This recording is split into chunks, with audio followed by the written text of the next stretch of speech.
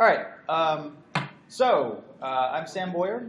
I am senior architect, or I'm actually not sure what my title is right now, at NBC Universal. I've been working with Drupal for quite a number of years, and welcome to this experimental talk. This is not, unlike most of the talks that I give, something which is more specific to a particular technology or anything like that. Instead, I thought it would be fun to tell some stories and how they relate to software engineering. So that's the goal here. And now, it's the idea there. So let's talk about software by kind of not talking about software, which honestly is like really something that we should do more of. I feel anyway that software engineers in general, it's really easy to put the blinders on and just be very, very focused on the way that we see systems, the way that we build things. And there's an awfully big, giant, wide world out there with lots and lots of, I love you too, with lots and lots of conclusions to be drawn and metaphors to be learned from. So I would like to say I've come up with a few here, but the reality is this being an experimental talk and me having really no idea how I wanted to do it, I had 3, and then 2, and now just actually 1 other story. So it's not really small is greater than big, and other stories it's just small is greater than big. That is the story for today. Wait, do we not get to hear about the cicadas? No, sorry, I had to cut the cicadas and the whales in Africa. Sorry. Next time I give the talk. I hope, though, you'll be entertained by the discussion here. So, imagine software that could be useful for a long time, a really long time. What are the characteristics of software that would actually allow it to continue being useful for a really long time? And so, when I say long time, what jumps to mind for folks? Just like shout it out. How long would be a long time for a particular piece of software to be useful? A decade. 30 years. There you go. Right. So I got 30 years in the background. 5, 10, 50. Fuck that. How about 1,000 years? What does software that is useful 1,000 years from now look like? Well, obviously we can't really answer that question. Like, software hasn't been around for 1,000. It's been around for 100 years, really, for us to be able to answer those kinds of questions. But that doesn't mean that it's not an interesting sort of question to ask ourselves. What are the characteristics of systems that have been around for a really long time, for 1,000 years? Why have they actually been able to endure for as long as they have? And is there anything that we can take from the reasons that they've been around for as long as they have and apply that to our thinking, loosely, albeit, about software? So there's at least one system that's been around for quite a long time, and that's law. We've had legal systems for a very long time in one form or another. They've evolved a lot, but if we're talking specifically about the legal system that we have in this country, then we're talking about a legal system that came from England originally. Our system is common law based, which evolved out of the Middle Ages, which is now what we're going to talk about. That's what you're in for. No cicadas, no African whales. We're going to talk about the Middle Ages. The truth is they actually had some really, really interesting problems. And for the record, for those who don't know me, I did in fact major in this, and I went back and reread my senior thesis in order to talk about this. Super, super weird opening up a Word document and finding track changes on it from like 8 years ago. Really, really existentially jarring experience. But they had some really, really interesting problems in that period of time, and they were, in many ways, they were forming the basis of a legal system. They didn't have a lot that they were coming off of, really, in the Middle Ages. So I'm saying years 1,000 to 1,300 or so. A lot of the things that we take for granted today, just as sort of background noise to the way that our society functions, were questions that were actively being asked at that time. And one of the largest problems they had was that one. Kind of a big one, actually, if you think about it. Murder really sort of a rather big problem in a society, one of the first ones that has to be dealt with. And also hiding down there. Also, land, also an issue. We'll talk about that a little bit. But really, the underlying thing that was being dealt with was power. Has anybody ever seen this word before? Wehrgilt? Yeah. Cool. Yes? Not you, Larry. I'm bored. Whoever said yes? Yeah, I don't recognize that. I don't remember the meaning. But I took several years in German, too. So. There you go. Is that when someone turns into gold during? Just about. Just about. A loose translation is man price. But this refers to, Vergeld is a term that actually comes out of Salic law, which was from the Frankish Empire, which is in the region of modern-day France and Germany, but it refers to this idea of a man price, which is to say when you kill someone, you owe them Vergeld. You owe man price to their family. This is the way that you compensate them for the fact that you killed them. And really, they didn't even have a sense, of intentional versus not. It's just when someone is killed, you owe them money. And if you can't pay the money, then they come after you for blood. And from this is the origin of the concept of blood feud, which we're all familiar with, right? Wait. No, okay. That's Wookiees. That's not blood feud I mean. That's definitely not the blood feud that I mean. That's like wannabe Twilight, and yeah, no, that's close enough. Pretty much the idea. Just a whole lot of people getting the crap murdered out of them all over the place because it goes nuts. It's really, really not a good, healthy way to structure your society at all. It quickly spins out of control. It's not conducive to a healthy society. Not at all. So this is the kind of problem that really needed to be solved in order to actually build a healthy society at the time.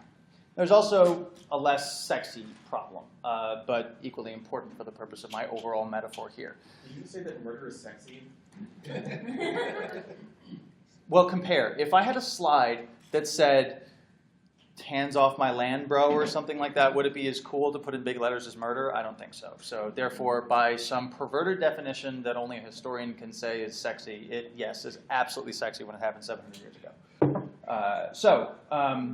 There was another really equally pressing problem that had to be dealt with in the early Middle Ages in England, and that was the stealing of each other's land. People would really just come in and say, well, I've got more swords and more guys, so your stuff is mine now.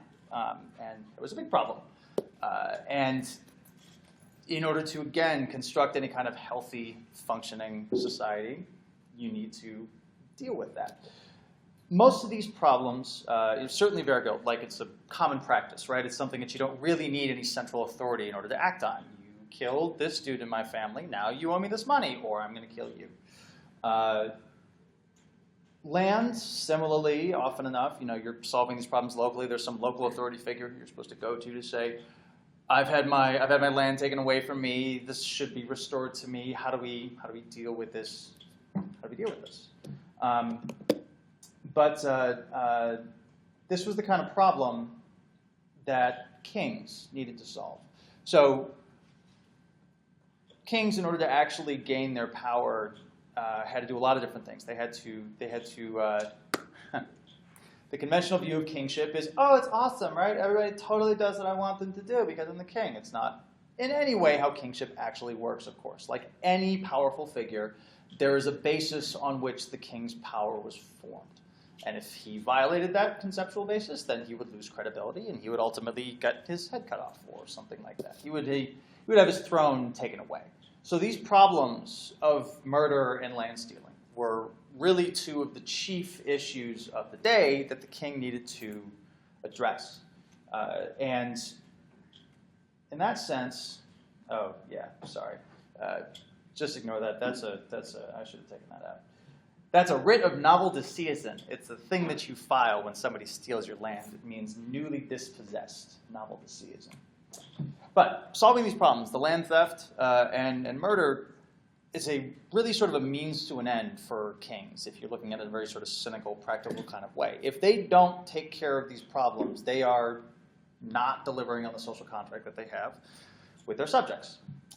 So really, when we're talking about these kinds of issues, when we're talking about murder, we're talking about land stealing from a practical kind of problem-solving sort of perspective, the type of perspective that at least I bring to my coding, there are two things at stake here: kingship and power. What is kingship, and how do they hang on to their power as kings? This guy. Not what you think it's actually about. King Arthur is not the thing that you think that it is, probably. Who has like fond memories of sort of Arthurian stories from childhood or cartoons or whatever else, right?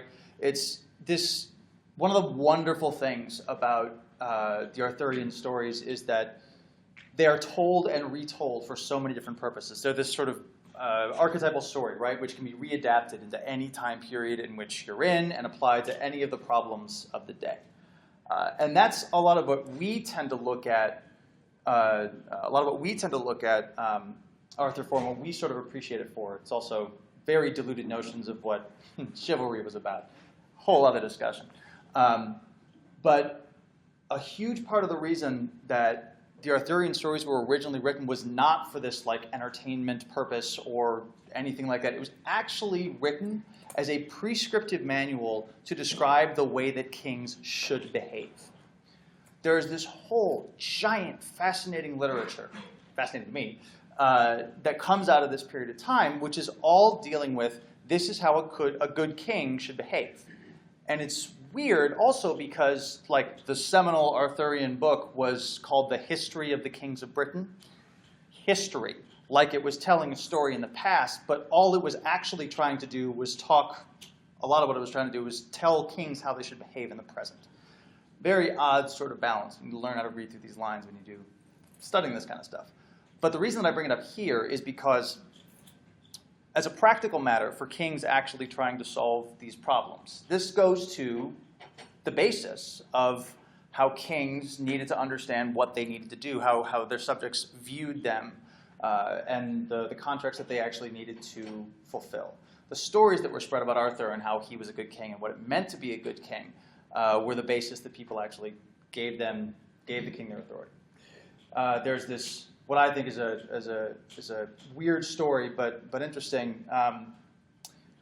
It was often said that a good king, if there was a good king on the throne, right, you could have your arms full of gold and walk from one end of the king's kingdom to the other on the king's road, and nobody would bother you.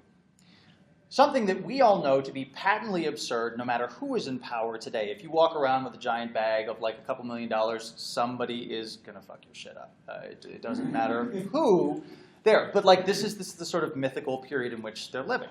So there's this whole giant mythos of good kingship, right, that kings need to live up to in order to be perceived as good kings, in order to retain their control, their authority, and all of that.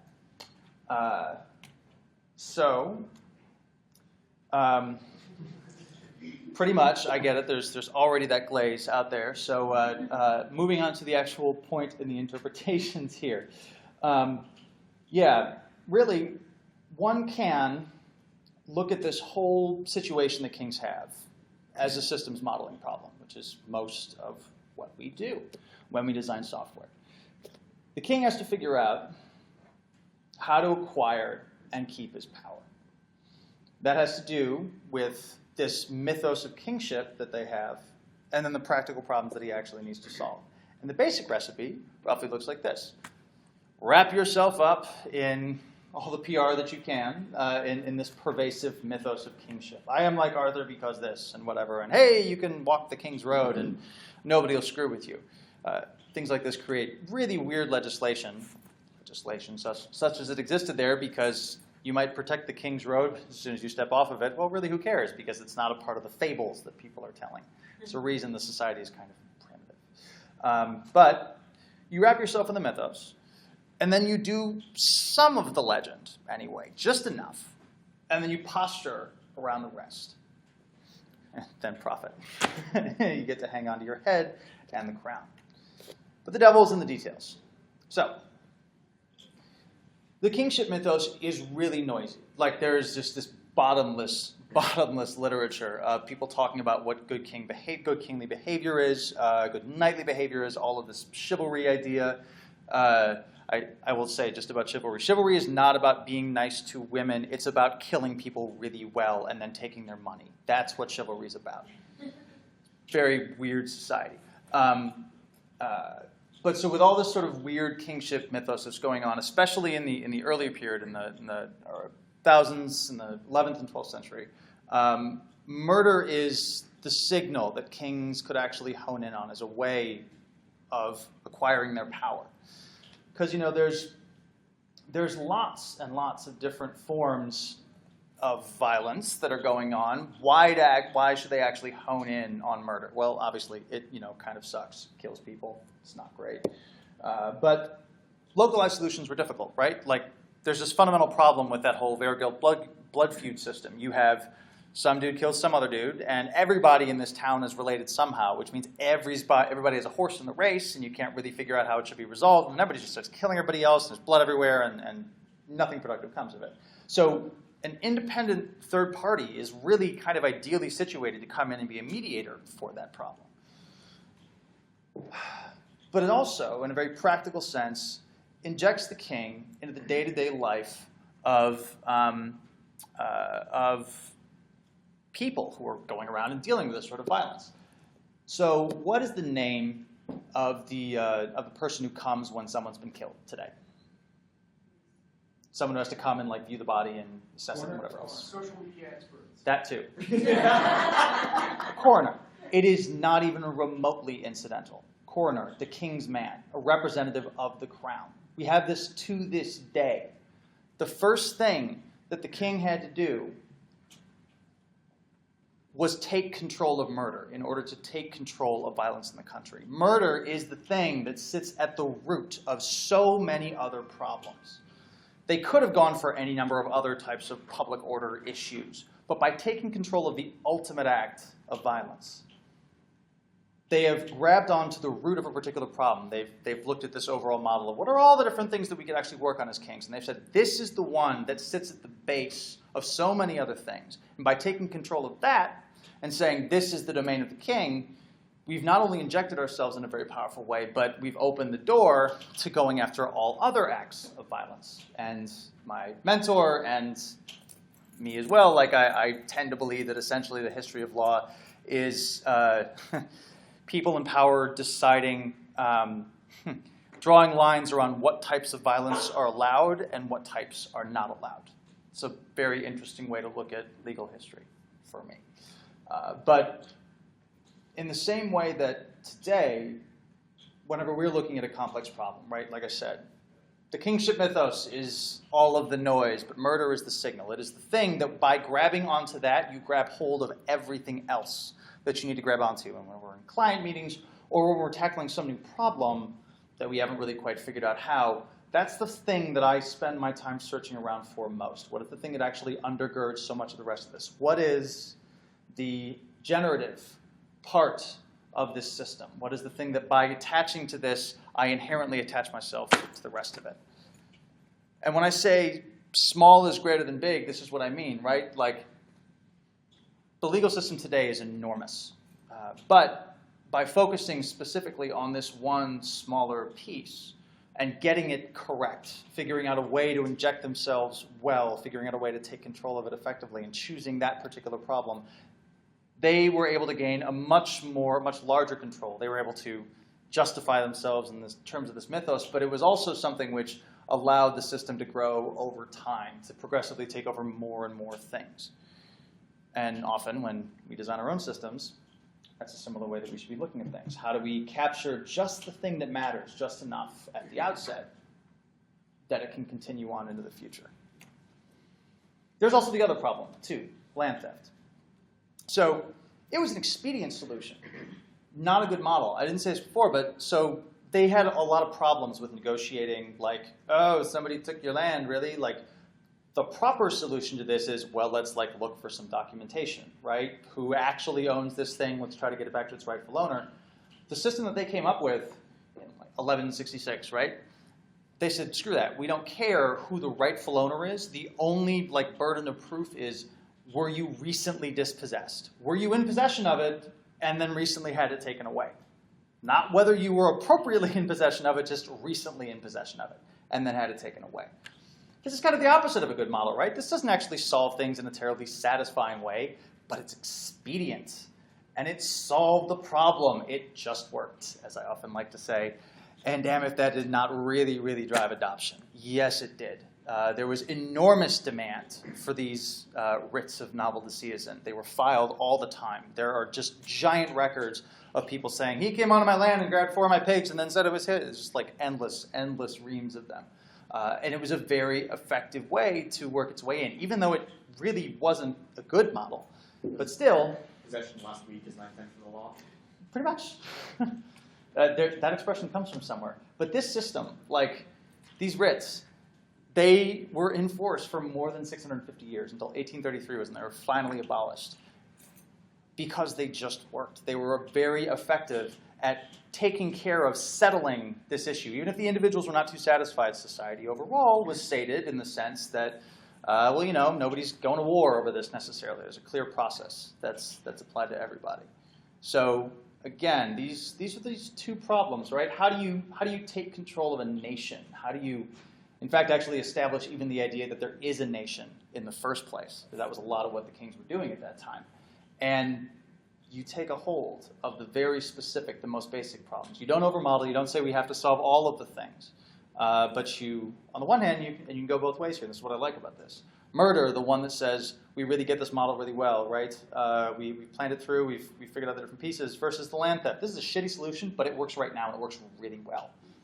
Both of these things were combined together to the overall sort of strategy executed by the kings in this period, and it turned out quite effectively for them in many ways. And it forms the basis of the systems that we have today. And thus, small is greater than big. If you want to build big systems, don't start by trying to make them big. Figure out the small pieces that really, really undergird it, that make it most effective most quickly.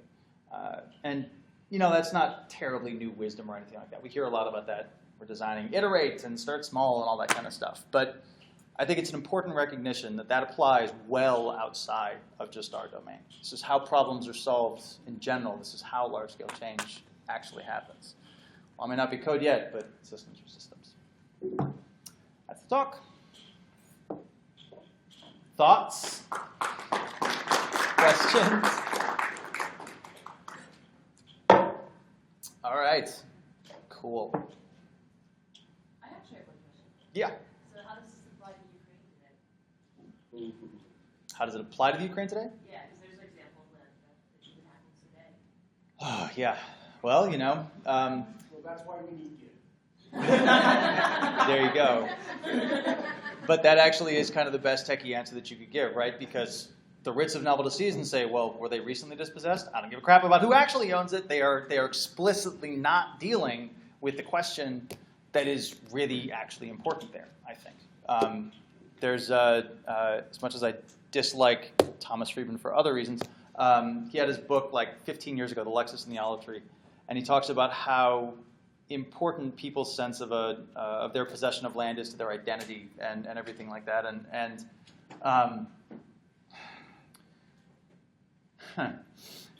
It's expedient to ignore things like that are deeply, deeply ingrained in people and deep senses of loyalties that they have. It's very expedient to ignore it.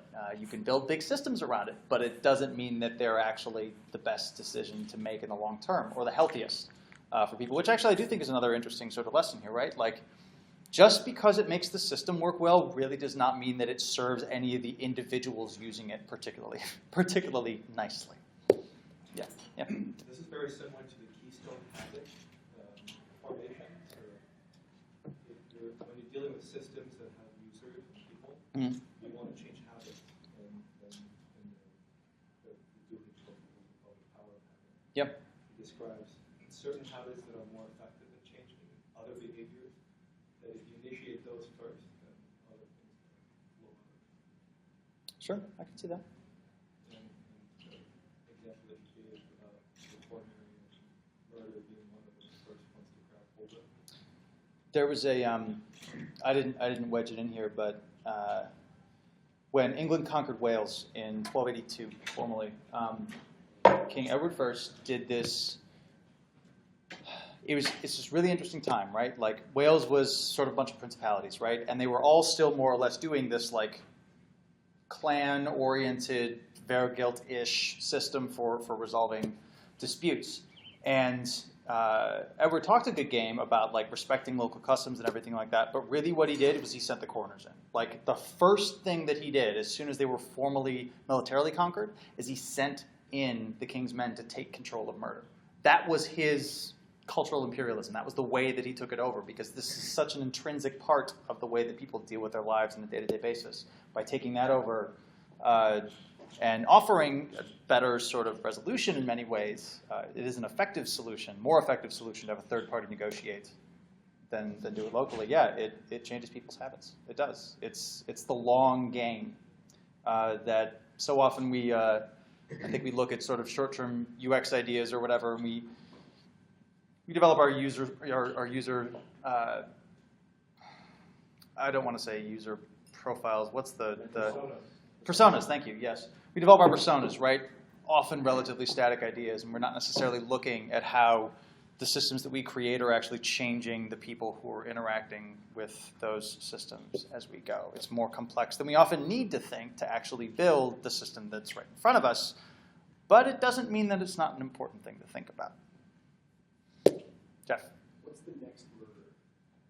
The next murder? As in this, the next key thing to grab a hold of? Yeah, I mean, this is interesting, and it feels like it's a lead-in to something that you are chewing on.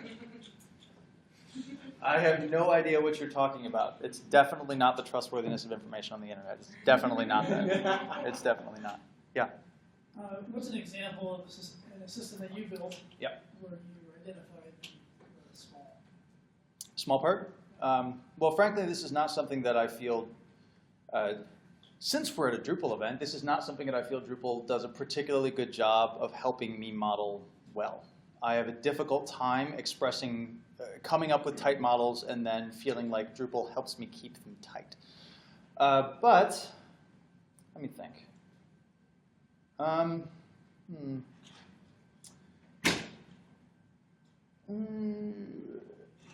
Well, the system that I've been developing for the last year actually this is a good example. The system I've been developing for the last year for NBC Universal is it's a DevOps pipeline. Everything from dev to prod, everything covered, everything figured out, right? And there's so much that moves around in a system like that. There's so much that shifts around. There's so many different, to really do this well, this is more than just, oh, I gave you a few environments and you can drag stuff into them and then, hey, it's okay. No, it's like, first these people have the code and then it goes here and then they communicate about it and then it goes somewhere else. And we have automated results and then we've got manual results from QA people over here and then 4 separate teams that it goes through, a whole bunch of coordination, communication, everything like that, right? To actually solve the problem of like getting the code in front of the eyes of all the people requires you to be really, really specific about what code is where, when, who is looking at what, ensuring that everything is built correctly and in the same way so that you have clear context in which you're operating so that people have clear communication. So that required me to spend quite some time, ironing out, all right, what does it mean to have a build? What exactly does it entail?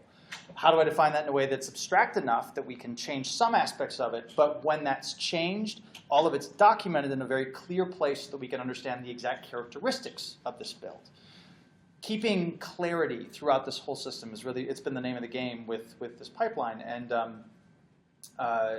the only way that you can get clarity through something which is not, with as much state that moves around as something like that is to think very, very deliberately about what the pieces are and what they're not and how they should and should not interact. Anything else? Yep. So this is a lot about how one would build a system. Yep. Legal, code, or otherwise. Yeah. Right? Solve the one key problem and evolve from there. Yep. That gives you your leverage. How about impacting, changing, or evolving a system that's already there? I mean, I think that generally speaking, because this is actually part of what I struggle with in putting together this thing, right? Like, there's this push and pull between the mythos and what Kings are actually doing. It's not like there's a simple. I set it up as this nice little, oh, Kings have to live up to the mythos and stuff, but really they're generating the mythos as they're part of it. It's a self-referential system. So, like, generally speaking, my view of change is you can take one of two approaches. I have of late become more tired of the general, broad, sweeping attempts, and have become more a fan of the one that says, look, just find a piece, find something in this system, find a chink in the armor, find a weak link somewhere in there, and try to affect a change in the system from there. They're not actually building a new system here. They're just attaching themselves to ongoing processes, and doing it in a way that expertly cuts in and gets around a lot of the pushback that they might otherwise have. I mean, who wants to consent to having some dude off who you've never met and will never meet dictating the rules of the way that your local community works? We don't like that today, particularly. They liked it even less back then. But you do it if there is immediate and tangible benefit to solving a problem that you really have. So identify that, understand the people you're actually trying to serve with what you're doing, and go from there. Anything else? Cool. All right. Hope you all enjoyed this. Like I said, this is sort of experimental. My next time doing this, I will totally have stuff about cicadas and chlorinated water in Africa, and that'll be great additions. But, yep. Thanks.